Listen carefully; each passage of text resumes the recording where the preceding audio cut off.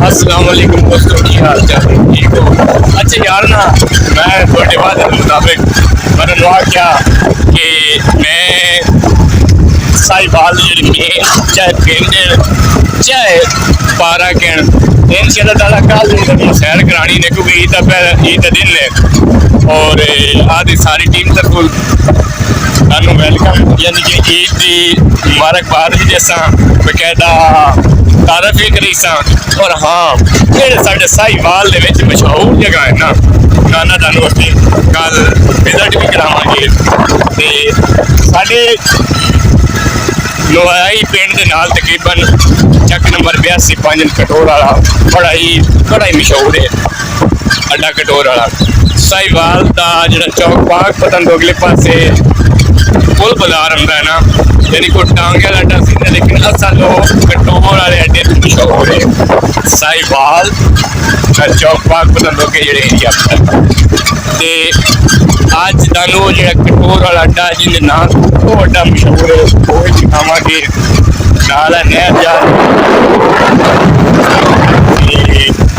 इस तरीके नाल भुंगा याद रोड है वो रोड है जेडे इथों मलगता चौक सिकंदर चौक घोड़ा हवेली लगा भुंगा याद पालपुर साइड पाक तशरीफ है। अगर इधरों असी जाइए तो ये रोड जनाब साहिवाल ते व्यू होटल से जाएगा, व्यू होटल तो अगे फिर लाहौर मुल्तान यानी कि हर तरफ एक रोड चलता है तो असी तुहानू लाइव दिखावांगे। ये रोड आ सामने नज़र आ रहा है, लोग जा रहे हैं क्योंकि आज रात चांद रात है और बड़ी खुशी वाली रात है। इस रात बड़े इंतजाम होते हैं, बड़े ख्वाहिशात का इजहार होता है और काफ़ी इंतजारात की घड़ियाँ खत्म हो गई ने। है जी कटोर वाला अड्डा आ गई देखो।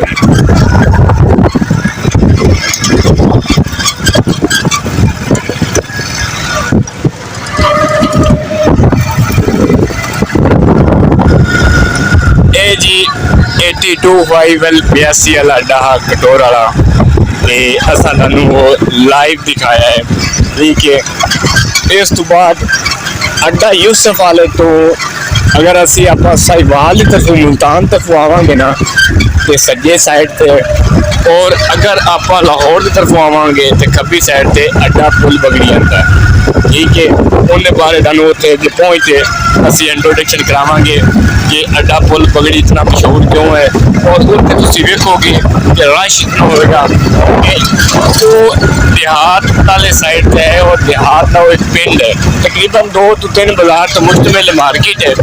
मार्केट देहातों वास्ते शहर है और रोजमर्रा जिंदगी की मतलब है हर चीज़ जी है ना उतों अवेलेबल होती है। मार्केट असीं उत्थे पहुँचते तुहानू लाइव नज़र दिखावांगे ते साडे नाल जुड़े रहना है ते नित नवे मुकामात चेक करन देखन विजिट करने वास्ते साडे इस चैनल को सबसक्राइब करना है, क्योंकि असीं व्लॉग करने हैं। व्लॉग किसी जगह का हो सकता है, चाहे किधर भी हो मार्केट तुहानू दिखावांगे। मैं नाल मेरा हेल्पर कैमरामैन आमिर भट्टी साहब है ते भट्टी साहब इन्होंने कोई थोड़ा सुना दो। भट्टी साहब थोड़ा सुनाओ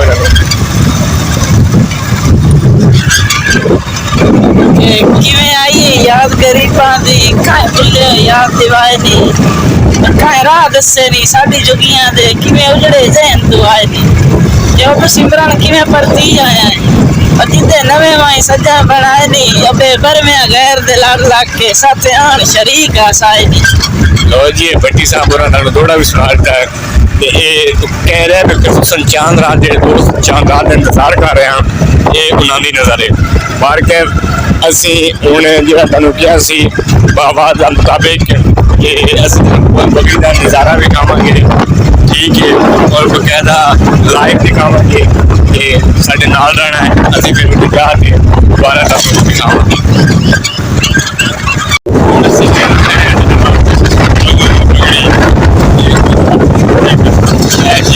खाना तक जा रहे हैं।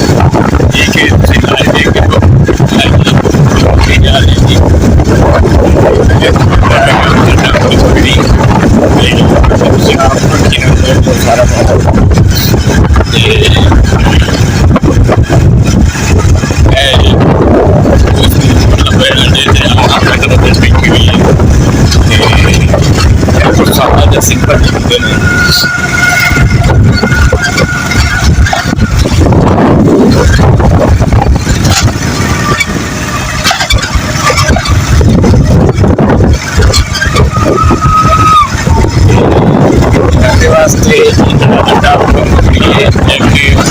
शहर के मान जिम्मे तुम इन समझ लो कि लाहौर कर दो इन्होंने वास्ते या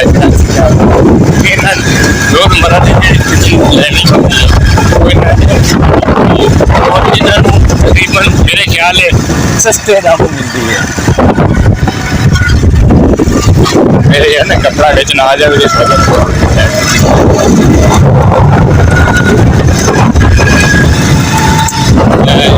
ये मेडिकल स्टोर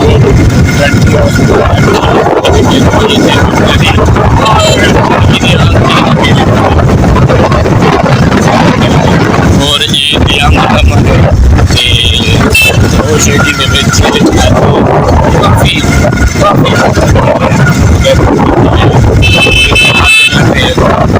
मतलब रश होगा ਅਸੀਂ ਤੁਹਾਨੂੰ ਦਿਖਾਵਾਂਗੇ ਮਾਸ਼ਾਅੱਲਾ